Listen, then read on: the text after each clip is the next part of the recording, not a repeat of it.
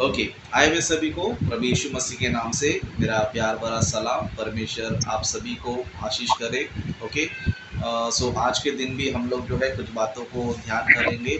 सो आप लोग अपने अपने क्वेश्चंस को रेडी करके रखें और साथ ही साथ ओके आप लोग को भी और साथ ही साथ जो यूट्यूब में हमारे वीडियोस को देखते हैं आप सभी से भी कहना चाहता हूँ कि यदि आप लोग भी ऑनलाइन बाइबल स्टडी में जुड़ना चाहते हो तो यहाँ पर आप लोग जुड़ सकते हो। ओके हमारे साथ जुड़ सकते हो क्योंकि बहुत से लोग को लगता रहेगा कि हम तो यूट्यूब में वीडियो देख रहे हैं फिर हमें जुड़ने की क्या ज़रूरत है, इस तरह भी बहुत से लोग सोचते हैं। लेकिन मैं आप सबको कहना चाहता हूँ कि यूट्यूब पे हम जो है केवल जो हमने प्रचार किया है, जो मैसेज हमने दिया है उन्हीं को हम यूट्यूब पे डालते हैं। लेकिन वचन से पहले हम प्रार्थना भी करते हैं, आराधना भी करते हैं, यानी कि गीत भी हम गाते हैं। ओके। तो यहाँ पर जो है ये सारे मौके आपको भी मिल सकते हैं। ओके आप भी परमेश्वर की आराधना कर सकते हो, आप भी लोग के लिए प्रार्थना कर सकते हो और हमारे साथ मिलकर एक अच्छा संगति आप लोग जो है कर सकते हो। तो जो यूट्यूब पे जो भी लोग हैं यदि आप लोग भी जुड़ना चाहते हैं तो हमारे साथ ज़रूर जुड़िए। और साथ ही साथ मैं ये भी कहना चाहता हूँ कि जो लोग मेरे समर्थन वाले हैं, मतलब जो मेरी शिक्षा को सुनते हैं और उसे सही समझते हैं, उन सभी से कहना चाहता हूँ कि आप सभी लोग जो है हमारी सेवकाई में आप भी जो है सहायता करें, सपोर्ट करें। ओके। क्योंकि आने वाले दिनों में हम लोगों ने कुछ वस्तु है जैसे कि परमेश्वर की सेवा के लिए कुछ सेटअप लेने के लिए हमने प्लान बनाया है। क्योंकि परमेश्वर के वचनों को और भी बेहतर तरीके से और भी अच्छे तरीके से आपको बताने के लिए हमने प्लान किया है। एक सेटअप खरीदने के लिए हमने योजना किया है जिसमें हम टीवी लेने वाले हैं और बहुत सारे माइक हो गए है ना, बहुत सारा सेटअप का सामान हो गया, ये सारी चीज़ें हम लोग लेने वाले हैं। तो जो मेरे समर्थन वाले हैं ओके जो मेरे वीडियोस को पसंद करते हैं, मेरी शिक्षा को पसंद करते हैं, तो आप लोग से भी मैं कहना चाहता हूँ यदि आप लोग हमारी सेवकाई में आप सपोर्ट करना चाहते हैं, परमेश्वर के काम को और भी अच्छे तरीके से और भी बेहतर तरीके से आप आगे ले जाना चाहते हैं तो आप मुझे सपोर्ट कर सकते हैं ताकि आने वाले दिनों में हम एक अच्छा सेटअप करके आप लोगों को और भी अच्छे तरीके से ना क्लिपिंग्स दिखाते हुए, बहुत सारे इमेजेस दिखाते हुए, बहुत सारी बातें जैसे कि साइंटिफिक बातें और हिस्टोरिकल बातें, ज्योग्राफिकल बातें, इस तरह कई सारे दृष्टांतों को, कई सारी बातों को जो है ना आपको पिक्चर के रूप में, इमेजेस के रूप में, क्लिपिंग्स के रूप में हम लोग आपको दिखा सके। तो इन सारी चीज़ों करने के लिए एक सेटअप का हमने प्लान किया है। तो आप लोग जो भी है जो हमें सपोर्ट करना चाहते हैं ज़रूर आप सपोर्ट कीजिए। मेरा नंबर गूगल पे, पेटीएम का नंबर आपको जो है डिस्क्रिप्शन में मिल जाएगा। ओके डिस्क्रिप्शन में मिल जाएगा, वहाँ पर आप गूगल पे या पेटीएम दोनों में से भी आप लोग जो है आपका दान जो है, ऑफरिंग जो है हम लोग को दे सकते हैं। और साथ ही साथ बैंक अकाउंट भी जो है आपको डिस्क्रिप्शन में मिल जाएगा। तो पर प्रभु की सेवा में, प्रभु के वचन की सेवकाई में आप भी हमारा साथ दीजिए और आप भी प्रभु के काम में आगे बढ़िए करके आप सबसे विनती हम करते हैं। ओके तो चलिए चलते हैं। इस वक्त हम लोग जो है क्वेश्चन आंसर्स में जाएंगे। ओके क्वेश्चन आंसर्स में जाएंगे। तो आप लोग को जिसको भी प्रश्न है तो आप लोग जो है इशारा करके आप प्रश्न को पूछ सकते हैं। ओके प्रतिभा सिस्टर पूछे सिस्टर। डॉक्टर आयुब आयुब का आयुब अध्याय 25 में 25 से लेके पहले से लेके 6 तक मुझे वो पैराग्राफ कुछ समझ में नहीं आ रहा है।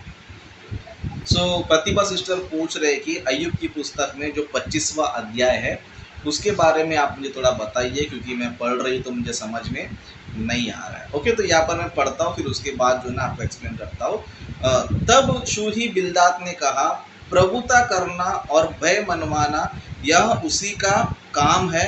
वह अपने ऊंचे ऊंचे स्थानों में शांति रखता है। क्या उसकी सेनाओं की गिनती हो सकती है? कौन है जिस पर उसका प्रकाश नहीं पड़ता?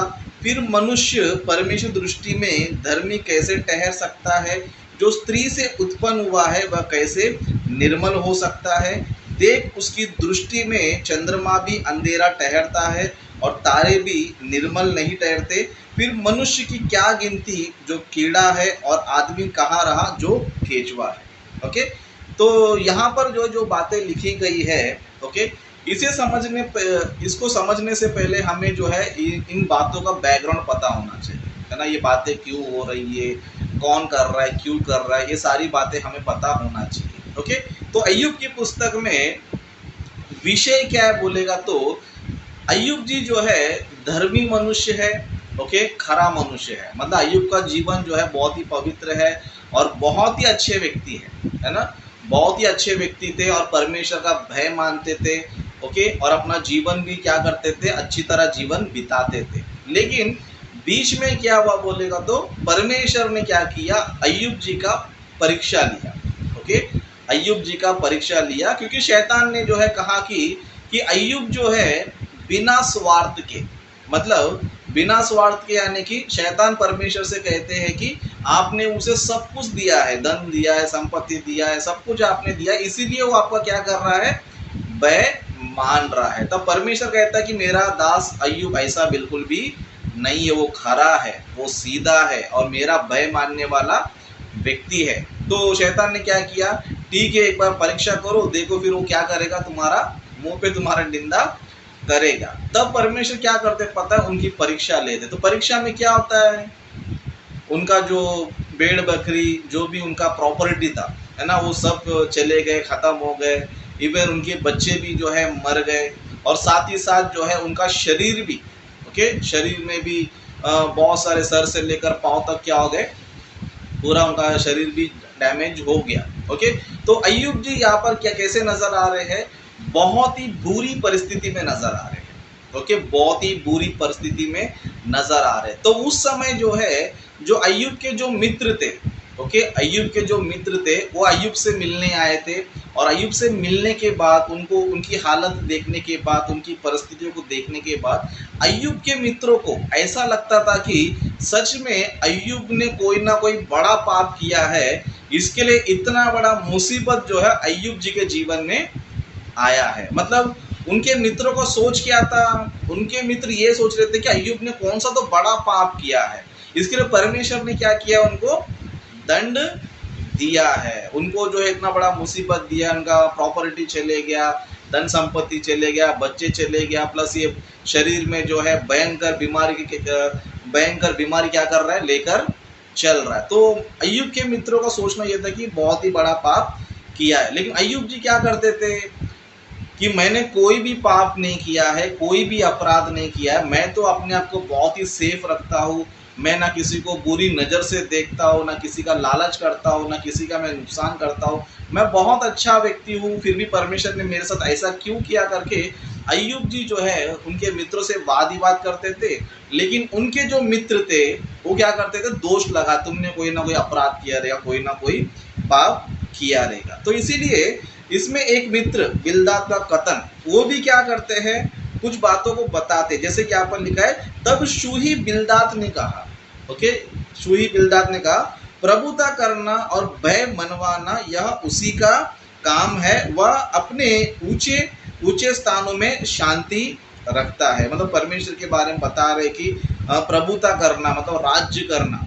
ओके, जिस तरह परमेश्वर क्या कर रहा है, इस पृथ्वी पर हुकूमत करता है, राज्य करता है ना, वही जिसको चाहता है राजा बनाता है, जिसको निकालना है वही निकालता है। परमेश्वर क्या करता है, भय मनवाता है, अपना क्या करता है, अपना भय मनवाता है। और वह क्या बता रहा है, वह ऊंचे ऊंचे स्थान में क्या करता है, शांति रखता है। और तीसरा वचन कहता है, क्या उसकी सेनाओं की गिनती हो सकती है, कौन है जिस पर उसका प्रकाश नहीं पड़ता। मतलब परमेश्वर के पास जो सेना है ना, स्वर्गदूत क्या है, परमेश्वर की सेना है। उस तरह प्रकृति को भी हम बोल सकते हैं सेना है। ओके, तो क्या उसकी गिनती हो सकती है, क्या बोलते हैं, उनकी गिनती नहीं हो सकती है। और ये बता रहे कि कौन है जिस पर उसका प्रकाश नहीं पड़ता है, मतलब कौन है जिस पर परमेश्वर प्रकाश नहीं पड़ता है। फिर नीचे लिखा है, फिर मनुष्य परमेश्वर दृष्टि में धर्मी कैसे ठहर सकता है, जो स्त्री से उत्पन्न हुआ है वह कैसे निर्मल हो सकता है। मतलब यहाँ पर बिल्दाद जी कहते हैं कि है ना, मनुष्य परमेश्वर दृष्टि में धर्मी कैसे ठहर सकता है। मतलब बिल्दाद कहना ये चाहता है कि मनुष्य जो है धर्मी ठहर ही नहीं सकता है। ओके, कोई ना कोई पाप करता है, कोई ना कोई बुराई करता है, तो कोई ना कोई गलत करता है, इसके लिए वो पवित्र नहीं रह सकता, वो निर्मल नहीं रह सकता है। और दूसरी बात बताते 5वें वचन में, देख उसकी दृष्टि में चंद्रमा भी अंधेरा ठहरता है।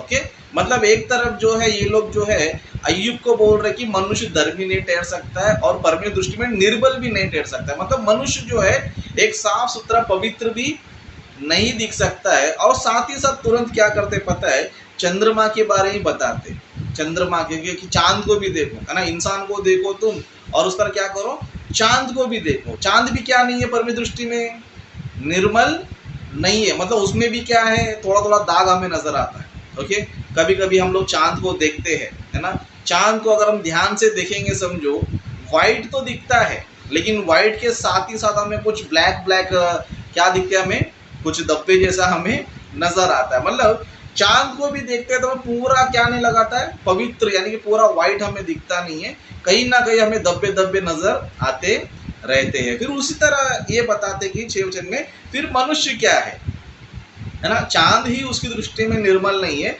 फिर मनुष्य क्या है, क्योंकि मनुष्य जो है पाप के संसार में आ चुका है और चारों तरफ उसके पाप ही पाप है। तो मनुष्य जो है पाप से कैसे बच सकता है ना, कोई ना कोई पाप करेगा, कोई ना कोई वो अपराध करेगा। मतलब इनका वाद विवाद ये था कि तुमने कुछ ना कुछ पाप किया है, तुमने कुछ ना कुछ अपराध किया है, इसलिए तुमको ये दंड मिला है। तो उन बातों को बताने के लिए अय्यूब जी से कहते हैं कि मनुष्य धर्मी कैसे हो सकता है, परमेश्वर दृष्टि में धर्मी कैसे हो सकता है करके इस तरह बिलदाद जी पूछते रहते हैं और बताते हैं कि फिर मनुष्य क्या है ना, चांद जो है दृष्टि में निर्बल नहीं है, फिर मनुष्य क्या है कि जो कीड़ा है, क्या है, कीड़ा है, और आदमी कहा रहा जो केचुआ है। मतलब मनुष्य का जो लाइफ है वो क्या है, एक केचुए के समान है ना, कीड़े के समान है। तो यहाँ पर मैटर क्या पता है, अय्यूब जी ने कोई ना कोई अपराध किया करके ये लोग क्या कर रहे हैं, अय्यूब जी को बोल रहे हैं। और अय्यूब जी क्या कर रहे थे, मैंने कोई अपराध नहीं किया, कोई पाप नहीं किया। ओके, तो ये दोनों के बीच में क्या हो रहा है, डिस्कशन चल रहा है। तो उस डिस्कशन में बिलदाद ये बता रहे कि देखो मनुष्य कुछ नहीं है, मनुष्य कीड़ा है, वो तो एक केचुए के जैसा है, मनुष्य कैसे धर्मी ठहर सकता है। तो ये इनके बीच में क्या हो रहा था, वाद विवाद हो रहा था। लेकिन पूरे मैटर को हम देखेंगे समझो, सच में अय्यूब ने कोई पाप नहीं किया था, अय्यूब जी ने कोई भी पाप नहीं किया था। लेकिन परमेश्वर ने क्या किया पता है, अय्यूब जी का परीक्षा लिया, है ना, अय्यूब जी का परीक्षा लिया। और साथ ही साथ इस पुस्तक से हम ये सीख सकते हैं या फिर ये जान सकते हैं कि अगर किसी व्यक्ति को, कोई सेवक है, परमेश्वर का सेवक है, परमेश्वर को कोई दास है, अच्छा काम करने वाला व्यक्ति है, उनके जीवन में कोई मुसीबत आता है, कोई प्रॉब्लम आता है ना, जैसे कि बहुत सारे पास्टर लोग कोई भी बीमारी से ग्रसित हो जाते हैं, या तो फिर उनका सब नुकसान होते जाता है, उनकी प्रॉपर्टी नुकसान हो रहा है, उनका सब कुछ नुकसान हो रहा है। तो इसका मतलब ये मत सोचो कि उसने कोई पाप किया है, इसके लिए ये सारे मुसीबत, ये सारे परेशानी उसके जीवन में आ रहा है करके हम इस तरह कभी भी क्या नहीं करना चाहिए, जज नहीं करना चाहिए। मतलब मान लो आप किसी व्यक्ति को देख रहे हो जो एक सेवक है, प्रभु का दास है, प्रभु का अच्छी तरह काम करता है, तो उसके जीवन में कुछ नुकसान हो रहा है, उसका प्रॉपर्टी जा रहा है, उसका सब कुछ नुकसान होते जा रहा है, इवन वो बीमार से पीड़ित हो गया, बीमारी से ग्रसित हो चुका है। तो उसको देखकर आप ये बिल्कुल भी मत बोलो कि जरूर इसने कोई पाप किया होगा, इसके लिए सारे शाप इसके जीवन में है, सारे मुसीबत इसके जीवन में है करके ऐसा कभी भी जज मत करो। क्योंकि अय्यूब के मित्र क्या कर रहे थे, वही गलती कर रहे थे। इसलिए हम लोग भी जो है किसी के बारे में बिना जाने, ओके, बिना जाने, बिना उसके बारे में डिटेल पता रहे कभी भी किसी व्यक्ति को नहीं बोलना चाहिए। क्यों बोलेगा, तो क्योंकि परमेश्वर कभी कभी क्या करता है पता है, अपने भक्तों का बहुत बड़ा परीक्षा लेता है, बीमारी भी दे देता है, उनका नुकसान भी कर देता है, उनका प्रॉपर्टी बर्बाद कर देता है। क्यों करता है पता है, ताकि परमेश्वर जो है अपने भक्तों की परीक्षा करे कि मेरा भक्त जो है ऐसी परिस्थिति में मुझे क्या करेगा। चलो इसको मैंने सब कुछ दिया था तो ये मेरी आराधना कर रहा था, अब मैं क्या करूंगा, सब कुछ उसका छीन लूंगा। मैं क्या करूंगा, सब कुछ छीन लूंगा। सब कुछ छीन लेगा तो क्या ये मेरी भक्ति करेगा, क्या मेरी आराधना करेगा, क्या ये अभी भी मेरा तारीफ करेगा, अभी भी मेरा महिमा करेगा। इस तरह परमेश्वर क्या करता है, परीक्षा लेता है। और उस परीक्षा में अय्यूब जी क्या हो गए पता है, पास हो गए।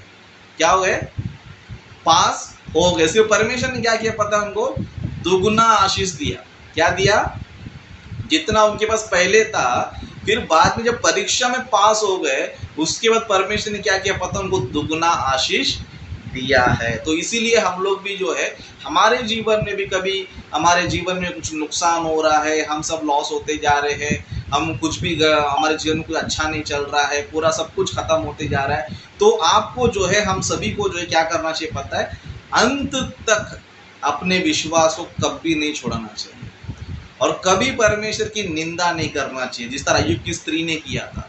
ओके, कभी परमेश्वर की निंदा नहीं करना चाहिए, कभी परमेश्वर का अपमान हम लोग करना नहीं चाहिए। अगर हमारे पास कुछ नुकसान हो रहा है, जा रहा है, तो हम क्या बोलना चाहिए, परमेश्वर ने ही दिया और परमेश्वर ने ही ले लिया। मतलब हमारे पास कुछ भी नहीं, ना हमने कुछ बनाया है ना, सब कुछ हमें प्रभु ने ही दिया है और वापस परमेश्वर ये क्या कर रहा है, सब कुछ ले रहा है। तो इस संदर्भ से, अय्यूब की पुस्तक से इन सारी बातों को हम लोग सीख सकते हैं कि हमारे जीवन में कोई भी दुख आए, कोई भी परेशानी आए, कोई भी बीमारी आए, कभी हम परमेश्वर का निंदा अपमान नहीं करना चाहिए, बिल्कुल भी नहीं करना चाहिए। और साथ ही साथ किसी के जीवन में, जो परमेश्वर के भक्त है, सेवक है, उनके जीवन में कोई मुसीबत आ गया, परेशानी आ गया या कोई बड़ी बीमारी आए, कभी भी मत बोलो कि इसने कुछ पाप किया रहेगा। ओके, वो किया रहेगा या नहीं किया रहेगा प्रभु देखेगा, लेकिन हम क्या करना चाहिए, ये भी सोचना चाहिए कि शायद परमेश्वर की परीक्षा कर रहा है। ओके, इस तरह भी हम लोग समझना चाहिए। तो आशा करता हूँ कि प्रतिभा सिस्टर का जवाब मिल गया है। ओके, तो नेक्स्ट और कोई करना चाहता है तो कर सकते हैं।